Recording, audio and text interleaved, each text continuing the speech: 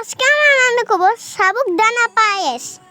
প্রথমে সাবুদানা 4 থেকে 5 ঘন্টা ভিজিয়ে রাখতে হবে।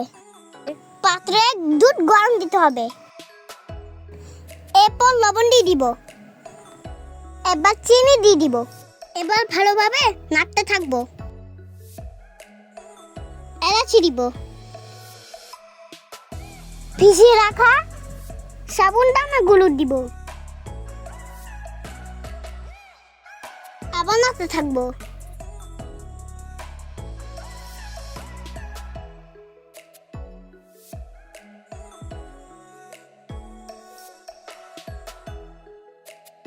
সাবুদানা সিদ্ধ হয়ে আসলে এতে কিশমিশ দিয়ে দিব। হয়ে গেল আমাদের সাবুদানা পায়েস। Please subscribe my channel.